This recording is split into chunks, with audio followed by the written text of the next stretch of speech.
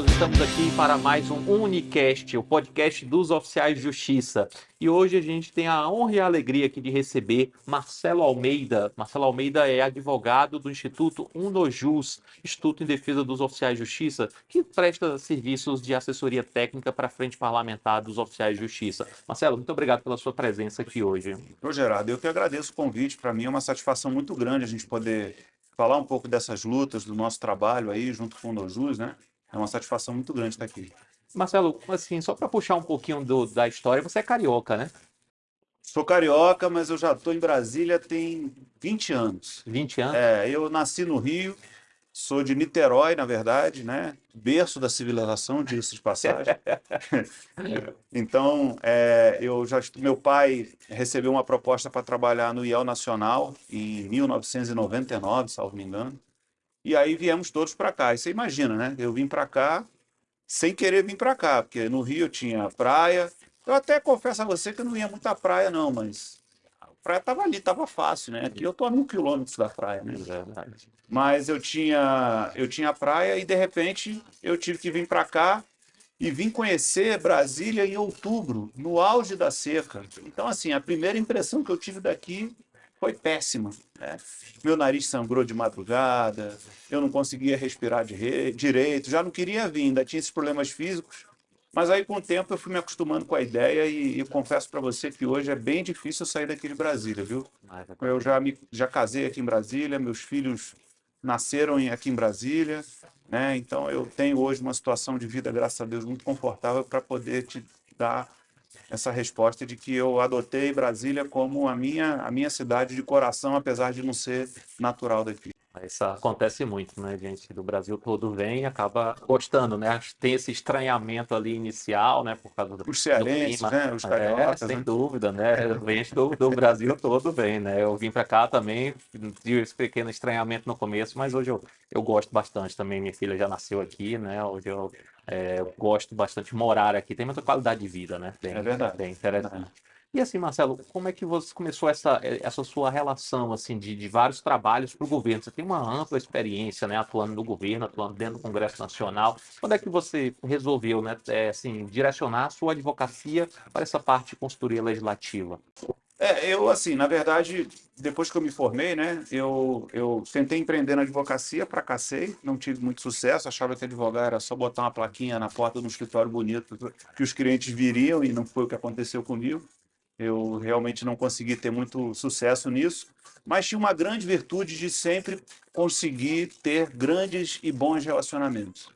Então, ainda na faculdade, participei de movimentos estudantis, sempre tive envolvido politicamente com alguma questão, seja ela estudantil, seja ela política, nunca partidária, mas sempre política, o que me deu um conhecimento, né? E o fato da gente estar aqui em Brasília me deu também a possibilidade de estar próximo dessas estruturas do alto poder, né? Congresso Nacional, Poder Executivo, Poder Legislativo, né? Invariavelmente, como eu me formei aqui em Brasília, você sabe, a gente tem professores na faculdade que são ministros do Supremo Tribunal Federal, ministros do Superior Tribunal de Justiça.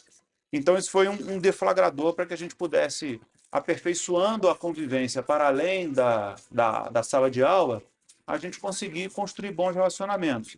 E quando eu tive esse fracasso no início da minha carreira, eu recebi convites para participar do Serviço Público Federal. E aí eu entrei já sendo coordenador de relações institucionais do Ministério da Agricultura. Então, toda essa facilidade, esse traquejo de conversar com as pessoas, envolver e verdadeiramente estabelecer esses relacionamentos, sempre teve junto comigo na minha carreira como uma virtude, né?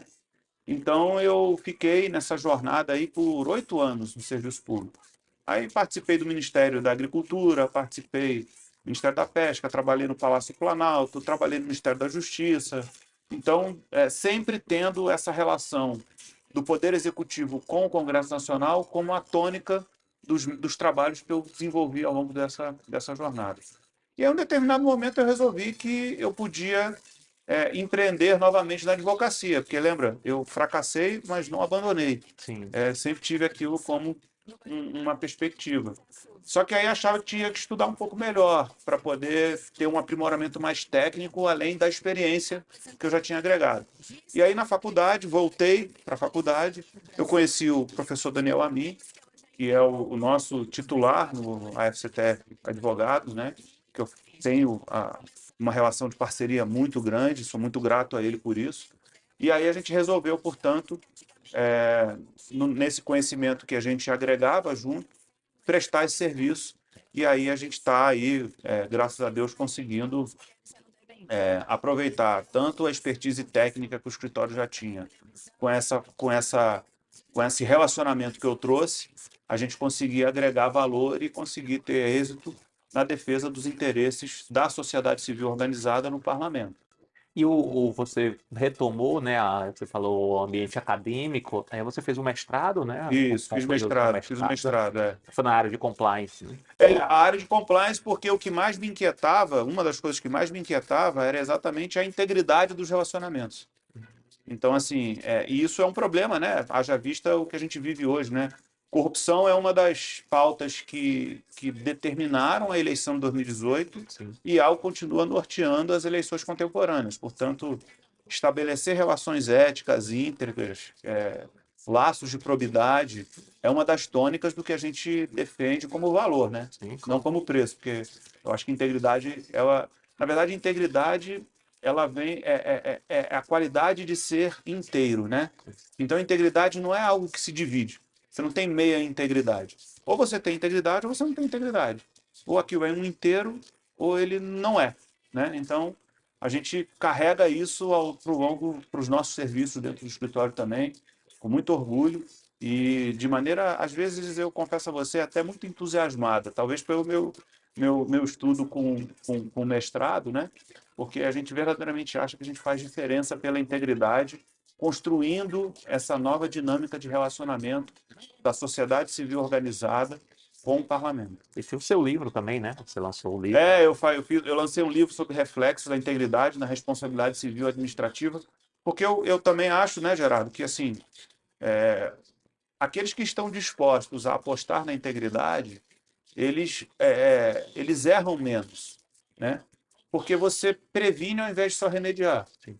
Então, uma das grandes questões que a gente desenvolve hoje no escritório é essas vertentes da gente estabelecer mecanismos preventivos para que a gente não espere que o dedo não tem que doer para eu poder dar um remédio. Eu posso evitar dar uma topada com o dedo doer. Então, hoje a gente trabalha isso, fazendo o dimensionamento dos impactos que uma determinada demanda legislativa pode ter dentro de uma carreira, dentro de uma perspectiva refletida previdenciariamente ou tributariamente, para que a gente possa garantir benefícios, né, e deveres também. É bem interessante. Com certeza é tema que interessa hoje tanto para o serviço público quanto para a iniciativa privada. E assim, você falou de alguns cargos que você exerceu no Executivo, mas no Congresso Nacional também você foi assessor de alguns, né, de alguns parlamentares, né? Também teve essa experiência grande lá. Eu trabalhei em gabinete na Câmara dos Deputados e fui chefe de gabinete do senador do Senado Federal e assim, esse foi um momento interessante porque eu sempre estava no Poder Executivo me relacionando com o Parlamento. Aí depois eu troquei de lado.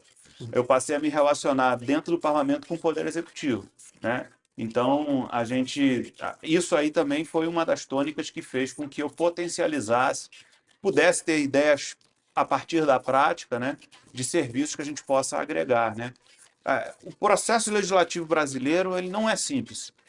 Ele é bastante complexo, ele tem uma série de peculiaridades, ele tem uma série de formalidades que são efêmeras, né? São questões, às vezes, que a gente não dimensiona, porque o fator político acaba predominando sobre um determinado regramento procedimental dentro do Congresso Nacional, né? E aí tem que ter senioridade para poder saber enxergar isso e antecipar os passos que vai se dar quando se defende um processo legislativo. Por isso que eu acho que essa carreira, essa jornada que eu percorri dentro do serviço público, ela definitivamente foi muito importante para que eu pudesse estar na condição que eu estou hoje. Você conheceu internamente, né, o funcionamento para você agora poder atuar E o pior, a gente foi no Congresso Nacional, né? Fiquei impressionado que isso aí ia passando, cumprimentando ali todo mundo do corredor, né? É. Lançasse candidato aí, provavelmente seria eleito. E aí, Marcelo, trazendo um pouquinho mais aqui para as particularidades dos oficiais de justiça, tem mais ou menos um ano, né, que a gente começou a ter as reuniões que precederam a instituição, né, a fundação do Instituto Nacional em Defesa dos Oficiais de Justiça, o Instituto UNOJUS, né, congrega várias entidades representativas de oficiais de justiça do Brasil inteiro, participou de tudo isso. Aliás, o escritório tem uma experiência grande, né, atuando com frentes parlamentares. Como é que você enxergou, né, esse processo todo dos oficiais de justiça? Você enxerga como uma boa perspectiva assim, para evoluir a carreira? Agora já tem um ano atuando, você já entendeu mais aí as demandas, né, que os oficiais de justiça têm no Congresso Nacional. Como é que você enxergou esse processo? Agora, olhando, né, no retrovisor, como é que isso se iniciou e tem avançado na sua visão? Eu acho que a gente tem avançado muito positivamente, eu vou te dizer exatamente por quê. Porque eu acho que os oficiais de justiça, e especialmente você, tem um papel decisivo nisso. Você comprou a ideia de ter o protagonismo daquilo que a gente chama de marcos legislativos favoráveis aos oficiais de justiça. Porque assim, Gerardo, o que acontece é o seguinte: assessoria legislativa tem várias, né? Serviços de assessoramento legislativo, que vai fazer o mapeamento dentro do Congresso de quais são os projetos de lei que estão lá, impactam na carreira. Isso tem muita assessoria fazendo isso. Olha para de dentro do Congresso para fora para prestar o seu serviço. Quando a gente faz uma estruturação em que a gente passa a enxergar os oficiais de justiça como uma razão em si mesmo e olhar para dentro do Congresso Nacional como um reflexo dessas razões que a gente constrói, aí a gente tem uma inversão de polos que pode verdadeiramente resultar em algo muito mais positivo do que verdadeiramente olhar do Congresso Nacional para fora. Eu te explico. Dentro da minha jornada que eu caminhei, a gente começou a perceber, né, que dentro do Congresso Nacional você tem os partidos políticos, você tem a formação dos blocos políticos, você tem a formação, por exemplo, de blocos de maioria, blocos de minoria, você tem união de partidos que têm identidades ideológicas, mas você também tem uma série de outros temas que vão verticalizando opiniões por intermédio das frentes parlamentares. E eu comecei a enxergar que isso poderia ser uma oportunidade da gente organizar isso de maneira sistemática, para que a gente pudesse trazer para dentro dessa sociedade civil organizada, como é o caso, por exemplo, dos oficiais de justiça, uma vez organizados, a gente conseguir construir uma base dentro do Congresso Nacional por intermédio da frente parlamentar. E a frente parlamentar dos oficiais de justiça, que nós, né, já está criada, ela está funcionando dentro do Congresso Nacional, está funcionando na Câmara dos Deputados, nós estamos batalhando para tornar ela mista dentro do Senado Federal, né? Ela tem essa particularidade de conseguir reunir deputados e senadores que, independente da bandeira partidária, eles são favoráveis às nossas teses, eles são favoráveis aos nossos pleitos. Portanto, quando a gente consegue construir isso de maneira organizada, a gente passa a ter uma representação coletiva dentro do Congresso Nacional que vai salvaguardar os interesses da categoria. E esse eu acho que é o grande diferencial daquilo que a gente vem construindo há um ano, né? A gente está construindo uma base sólida sobre a qual a gente vai conseguir edificar uma série de demandas representadas pelos projetos de lei que vão virar benefícios, vão virar direitos, vão virar garantias para os oficiais de justiça. E aí tem várias, né? Garantias previdenciárias, a gente discute porte de arma, mas a gente discute também a possibilidade de estabelecer uma lei orgânica para os oficiais de justiça, a paridade deles com relação a outras carreiras, ou até enxergar outras carreiras, não de maneira paradigmática, mas como um benefício para que a gente espelhe e construa a nossa própria base sólida legislativa dentro de uma lei orgânica. Eu posso olhar para o policial, por exemplo, e pegar dele alguma característica que, eventualmente, o oficial de justiça tenha que desempenhar e incorporar isso dentro da lei orgânica. Eu posso pegar um teto salarial de uma outra categoria judiciária e botar isso dentro de uma lei orgânica. Eu posso pegar uma perspectiva de aposentadoria previdenciária dentro de uma outra categoria, como um delegado de polícia, por exemplo, e botar isso dentro de uma lei orgânica. Então, a sabedoria é a gente conseguir refletir o potencial do que significa o oficial de justiça perante o Poder Judiciário, perante a sociedade. Você sabe que não é pouco, significa muito, significa economicamente, significa socialmente, significa judiciariamente.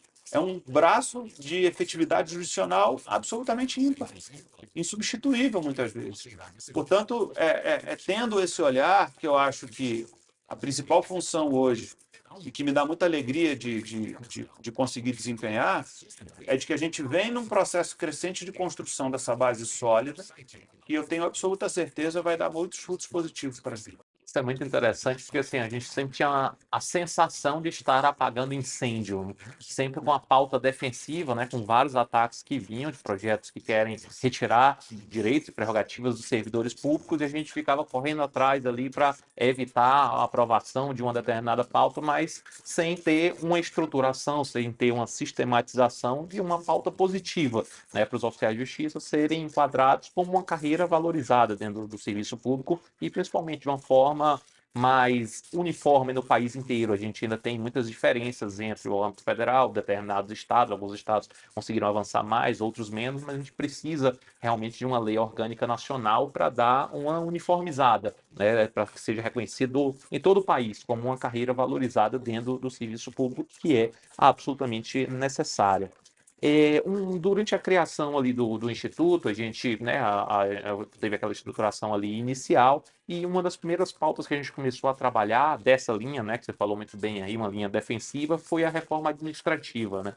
A gente começou a atuar, claro, com a atuação de várias entidades representativas do Brasil inteiro, mas a gente entende que foi já um primeiro trabalho importante ali do Instituto, no sentido de contribuir para a inclusão ali dos oficiais de justiça como uma das carreiras típicas de Estado no texto da reforma. Como é que você enxergou essa primeira atuação? O que que deu para já ver que foi positivo ali? Ou, eventualmente, o que que faltou? O que que poderia avançar mais? Como é que você enxerga essa atuação já nossa ali no âmbito da reforma administrativa? Eu acho que esse foi um grande teste, né? Porque tratava-se de uma emenda constitucional, que não é fácil de fazer emenda constitucional. Tratava-se da possibilidade verdadeiramente a não se confirmar essa hipótese da gente conseguir garantir que os oficiais de justiça estivessem dentro da Constituição. A gente ia ter que nadar num oceano que a gente não sabia o tamanho, a proporção, porque ia restar para a categoria, de repente, uma salvaguarda infraconstitucional e junto com um monte de outras carreiras, né? Então, a gente verdadeiramente foi desafiado a percorrer uma jornada de garantir esse direito na Constituição. E nós conseguimos, assim, o que nós tínhamos efetivamente posto, né, é que a reforma da administrativa não era bom para o servidor público, né? Então a gente, a princípio, era contra. Então, assim, quando a gente começa a empreender um projeto, a gente tem que saber quais são os tamanhos das brigas que a gente precisa comprar e como que nós vamos nos meter nessas brigas para a gente eventualmente até apanhar, mas não cair, né? Então a ideia era essa. Mitigação de danos, né? A ideia era a gente entrar, e aí o compliance ajuda muito nisso, né? A gente sabe exatamente fazer a gestão desses riscos para poder evitar que os prejuízos sejam muito grandes quando efetivamente a gente precisa ter algum prejuízo, né? E ter sabedoria para negociar, porque aí eu acho que a gente está num dos maiores palcos de negociação do Brasil, que é o Congresso Nacional, né? Então, eu acho que nesse momento a gente foi desafiado com a questão da reforma administrativa. Ela não caminhou, né? Mas encaminhando, se fosse encaminhada, ou se ainda for encaminhada, né? Tem essa emenda que salvaguarda lá os oficiais de justiça. Eu acho que isso foi uma vitória bastante interessante, ainda que isso não tenha resultado num processo concreto. Mas o que mais dá satisfação e a certeza da gente poder dizer que isso é uma vitória é que nós fomos ouvidos. Então, teve um conjunto de deputados dentro do Congresso Nacional que começou a observar os oficiais de justiça como elementos absolutamente importantes dentro da sua atuação. E isso é o gatilho que a gente passa a utilizar, portanto, para a gente poder manejar uma série de outros projetos. Então, acho que esse foi um deflagrador muito importante. Um tema também dentro do Congresso Nacional que os colegas nos demandam bastante, a gente entende que é importante mesmo essa prerrogativa, até porque a gente tem vários casos de crimes praticados contra oficiais de justiça, é a prerrogativa do porte de arma, né? Então, não necessariamente todo mundo vai exercer, mas ter a prerrogativa é importante e cada um decide aí, com a sua livre convicção, se vai usar ou não. Mas ter o porte de arma, hoje, a categoria considera como importante. Quais são as perspectivas que você enxerga nos projetos que estão tramitando lá dentro do Congresso Nacional? Ou se na próxima legislatura vale a pena ter um outro projeto, né, que assim seja específico para a categoria? Já tem, né, inclusive, mas se seria necessário encaminhar de alguma outra maneira. Como é que você enxerga essa luta legislativa do porte de arma dos oficiais de justiça hoje? Eu acho que verdadeiramente o oficial de justiça, ele efetivamente precisa disso, né? Eu acho que a gente tem uma certa unidade na categoria com relação a essa questão. O como é que eu acho que a gente pode refletir um pouco mais. Porque a gente precisa saber se a gente vai dar a posse, se essa escolha efetivamente vai ficar a critério do oficial ou não, né? Se isso vai ser funcional ou não. Porque se nós estivermos tratando de um porte funcional, talvez a gente tenha que pensar imediatamente nos requisitos da utilização desse porte de arma, porte efetivamente para uso funcional, não necessariamente pode habilitar o oficial de justiça a portar uma arma fora do exercício da sua função, então, ou do seu serviço, né? Então, me parece que isso a gente precisa refletir.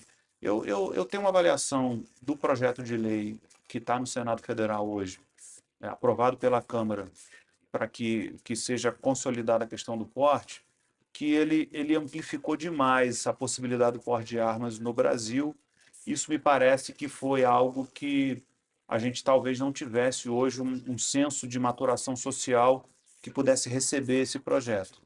E a gente sabe que o Congresso Nacional, em certa medida, é um espelho daquilo que a sociedade representa, né, lá dentro do Congresso. Portanto, esse projeto hoje ele está parado, provavelmente, sobretudo agora num período eleitoral onde grandes questões polêmicas não vão ser discutidas, ele não vai caminhar. E aí a nova legislatura que se avizinha por conta das eleições que vão ser realizadas agora há menos de 40 dias, né? A gente vai precisar identificar essa, esse posicionamento de forças políticas dentro, né? As forças políticas que vão ocupar o poder executivo, junto com eventuais maiorias ou não que vão ser formadas dentro do Congresso Nacional, para a gente ter o exato dimensionamento daquilo que possa vir. Isso não precisa 1º de janeiro para acontecer. Na hora que a gente já tiver esses peões colocados dentro do tabuleiro, em cima do tabuleiro, na verdade, já dá para a gente ensaiar umas jogadas. Eu acho que a gente tem que aguardar agora para a gente poder saber como é que a gente vai movimentar isso aí no futuro próximo. A próxima composição, né, do E Congresso assim, é importante, objetivamente, né? eu acho que porte de arma não é um assunto que vai caminhar agora, vai continuar parado. Os assuntos que vão caminhar agora são assuntos que clamam muita urgência, né? E coisas cujos prazos legais estabelecem. Leis orçamentárias, o dinheiro, o orçamento público não pode parar em razão das eleições. Então, essas questões que têm prazo, precisam caminhar e são mais urgentes, tem clamor social maior e, de certa forma, ganha uma unidade de legitimidade dentro do Congresso Nacional, que gera um facilitador de aprovações mais amplas. Acho que essas são as matérias que os esforços concentrados vão se debruçar sobre isso. E já pensando também na próxima legislatura, quais são as perspectivas que você enxerga com relação à inserção dos oficiais de justiça na Constituição Federal? Um problema que a gente tem no Brasil todo é de extinção do cargo de oficial de justiça, que ocorreu em alguns estados, por exemplo, Sergipe, Paraná, Tocantins.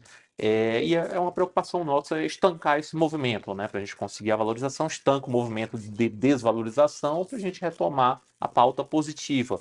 E uma das formas é impedir o legislador ordinário de tomar esse tipo de providência. Para isso, inserir o cargo do oficial de justiça na Constituição Federal. Já tem outras carreiras lá na magistratura, o Ministério Público, a Defensoria Pública, as carreiras da Segurança Pública estão lá no 144. Como é que você enxerga, em termos de possibilidade, dos oficiais de justiça serem inseridos na Constituição? Eu vou começar te respondendo da seguinte maneira. Eu acho que a efetividade da justiça é o maior desafio do Poder Judiciário hoje. Então, assim, entregar uma prestação jurisdicional mais célere é um dos principais desafios do Poder Judiciário. E aí eu vou te dar um exemplo. Eu estava olhando os números do CNJ, do último relatório. A Justiça Federal ela demora quase 4 anos para resolver uma demanda. A Justiça Estadual demora um pouco menos, 3 anos e um pouco, quase 4 também. Então, uma média aí de 3, 4 anos para entregar uma demanda. Isso é muito tempo, né? É muito tempo, às vezes, para quem sofreu uma dor de uma indenização, é muito tempo para quem precisa resguardar um direito, é muito tempo. E por que eu estou falando da eficácia das decisões jurisdicionais? Porque eu acho que o oficial de justiça cumpre esse papel invariavelmente. Ele está lá na ponta, é o braço operacional das decisões judiciais que são proferidas. Sejam elas por sentença, seja por acordo, sejam por decisões interlocutórias. E, sobretudo, quando a medida demanda urgência no cumprimento, é que o oficial de justiça se faz presente com muita eficiência. E eu estou dizendo isso porque não acho que o oficial de justiça tenha que ficar à margem de qualquer outra carreira do Poder Judiciário. Como você mesmo disse, a magistratura está na Constituição, a advocacia está na Constituição, a Defensoria Pública está na Constituição, o Ministério Público está na Constituição. Eu acho que o oficial de justiça tem o seu espaço constitucional. Eu acho que a gente precisa batalhar para que ele, cumprindo, considerando que isso não é só, viu, Gerardo? Veja, isso não é uma análise casuística. O judiciário não é lento hoje.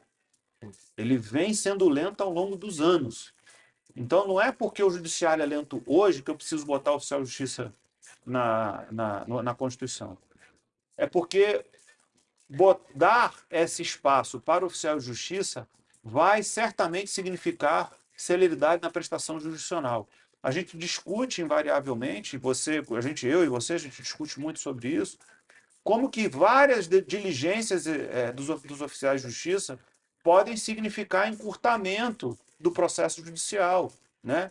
Naquilo que ele já tem como autonomia hoje, a gente dando essa garantia constitucional, torna isso mais forte, encoraja os oficiais de justiça a fazer isso com mais convicção, sem prejuízo de outras que a gente, uma vez considerando o oficial de justiça como elemento essencial da justiça na Constituição Federal, a gente possa pensar em outros reflexos que trazem também essa efetividade. Isso é interessante, que eu acho também que poderia abrir a porta, né, a partir daí, né, oficial na Constituição Federal, da própria criação da Lei Orgânica Nacional, né, do oficial de justiça, como outras carreiras fizeram. Também tem a LOMAN da magistratura, tem a Lei Orgânica do Ministério Público, da Defensoria Pública, da Advocacia Pública.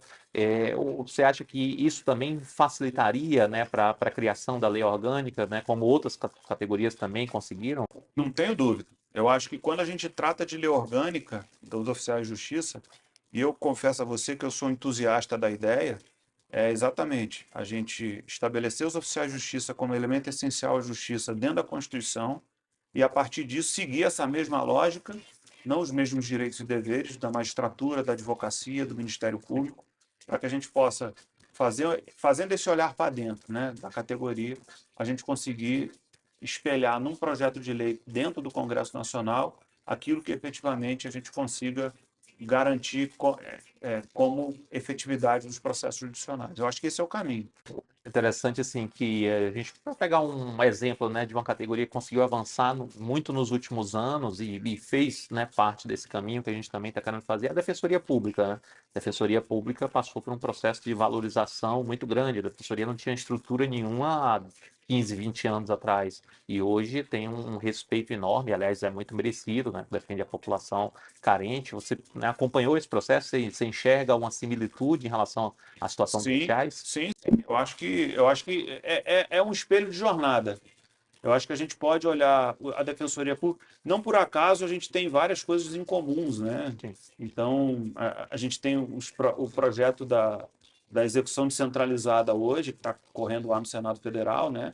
Que a gente é contra, né? Porque Sim. tira a prerrogativa do oficial de justiça, viola o devido processo legal, viola a segurança jurídica que é representada pela jurisdição, pela extensão da jurisdição exercida pelo oficial de justiça. A defensoria também é contra, então ela tem essa preocupação, né, de conseguir a gente tem essa preocupação de conseguir enxergar a prestação jurisdicional com eficiência e me parece que percorrer um caminho que tenha a garantia da efetividade por intermédios oficiais, como percorreu a garantia de defesa de direitos da pessoa hipossuficiente com a Defensoria Pública, é um caminho que a gente pode seguir com paradigma sem dúvida nenhuma. Excelente. E aí trazer para um tema, que aí eu sei que é um tema que tem mais dificuldade, porque foi alterado recentemente, mas é uma demanda bem antiga e justa dos oficiais de justiça, que é a questão da aposentadoria. A gente tem uma falta antiga de aposentadoria especial dos oficiais de justiça, né? Assim, como você bem colocou, né? Os oficiais de justiça eles se aproximam de diferentes carreiras quando a gente fala das suas atribuições e se aproxima da polícia, né, por causa da atividade de risco, por causa, né, inclusive dos vários crimes praticados contra o oficial de justiça no exercício das atividades. Então a gente sempre buscou a aposentadoria especial, que na nova reforma foi chamada de aposentadoria diferenciada por atividade de risco, e a gente quer retomar essa pauta. Como é que você enxerga que isso seria possível, né? A gente recuperar essa pauta para conseguir finalmente uma aposentadoria que faça justiça com os oficiais, ou seja, uma aposentadoria dentro das condições que são aplicadas para os policiais, ou a aposentadoria diferenciada pela atividade de risco. Como é que isso seria possível para os oficiais de justiça? Eu acho que seria possível se a gente conseguir construir uma narrativa da, da, da naturalidade da aposentadoria especial, né? Então, o que a gente vê hoje dentro do Congresso Nacional é muito dizer que o oficial de justiça tem direito porque o policial também tem direito. Então, assim, e a gente tem alguma dificuldade política de enxergar isso como elementos que são coincidentes. Porque o parlamentar e a sociedade também não enxerga necessariamente o oficial de justiça como um policial. Então, quando a gente consegue construir uma narrativa de que o desempenho da atividade do oficial de justiça tem um caráter de periculosidade, que não é eventual, que pode ser permanente, para fazer jus a uma aposentadoria especial em razão da periculosidade do trabalho que ele desempenha, então veja que o reflexo previdenciário vai ser natural da periculosidade que é uma questão de existência, ela existe. Então, se a gente consegue construir essa narrativa, eu acho que é bem possível a gente conseguir levar esse pleito adiante, né? Isso é interessante, assim, porque eu acho que dialoga também com a perspectiva que a gente tem de modernização das atribuições, né? Assim, são alguns projetos, né? O 9609 é um deles, né? Tem outros projetos também que a gente busca até ter mais autonomia, ter ali um reconhecimento formal na lei de várias coisas que os oficiais de justiça já fazem e mostrar para a sociedade que há uma preocupação dos oficiais de justiça de entregar um resultado cada vez melhor, né? E eu acho que isso também vai facilitar esse caminho, né? Seja para a aposentadoria diferenciada, seja para as outras questões de valorização. Como é que você enxerga esse avanço, né, das novas atribuições? Como é que isso seria possível dentro dessa construção de uma nova identidade da carreira dos oficiais de justiça? Você falou um negócio que me chamou a atenção para um ponto que eu acho que é muito importante da gente ressaltar, que é o seguinte: as inovações tecnológicas não substituem as pessoas. Então a gente escuta muito um discurso de que a carreira do oficial de justiça vai sumir, porque o processo, afinal de contas, agora ele é todo digital. Então eu não preciso do oficial de justiça para cumprir mandado, eu não preciso do oficial de justiça na rua, né? Agora, o processo não é uma razão em si mesmo. A inovação e a tecnologia não substitui as pessoas. Ainda vai ter um autor, ainda vai ter um réu, e invariavelmente vou precisar do oficial de justiça para cumprir uma determinação judicial. Então não vai se cumprir automática, por intermédio de um aperto de clique. Para fazer um Bacenjude, tem que ter um sujeito que saiba fazer o Bacenjude. O oficial de justiça hoje é um profissional habilitado a exercer uma função de inteligência jurisdicional. Então, não se trata da gente simplesmente imaginar que o oficial de justiça some com a inovação tecnológica, que é o contrário. Ele passa a ser o protagonista de uma série de inovações que são implementadas no curso do processo digital, do PJE, né, que eu também lido com ele, né? Então, assim, como advogado. Portanto, eu acho que a gente precisa enxergar os sujeitos dentro das suas competências fazendo parte decisiva. E não é marginal, aleatória, não. Faz parte decisiva de um processo de modernização. Nós estamos vivendo agora um processo de modernização do CNJ, sistemas que estão sendo entregues, a chamada justiça 4.0 ou 5.0, né? Não sei nem em que ponto mais está, né? Mas assim, a gente está caminhando no sentido de ter a modernização dos processos judiciais. E assim como o advogado não vai sumir do processo, o juiz não vai sumir do processo, o defensor não vai sumir do processo, o oficial de justiça também não vai sumir do processo. Eu até brinco assim, que só vou acreditar, né, que é séria essa conversa de extinção das atribuições do cargo de oficial de justiça quando eu vi um robozinho saindo, indo para a rua e fazer uma reintegração de posse de imóvel de uma fazenda com centenas de famílias ali, coordenando ali polícia, assistente social, psicólogo. Então, assim, é uma atribuição extremamente complexa que os oficiais de justiça desempenham e que, na verdade, as novas tecnologias aí, as novas possibilidades, elas agregam com a função.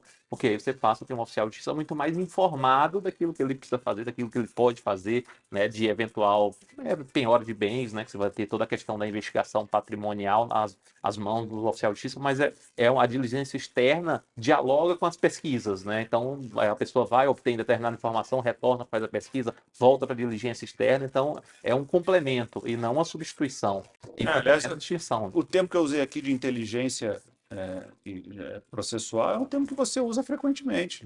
Que assim, eu acho que a gente precisa encontrar, a gente precisa não, a gente sabe que tem os espaços e o que nós precisamos fazer hoje dentro do Congresso Nacional, que eu acho que isso é fundamental, é mostrar que existe esse espaço e que a gente tem uma função determinante, né? Nós somos, acho que mais de 3 mil, né? Sim. 3 mil oficiais de justiça No Brasil todo? espalhados, 35 mil. 35 mil oficiais, perdão, 35 mil oficiais de justiça espalhados pelo Brasil todo.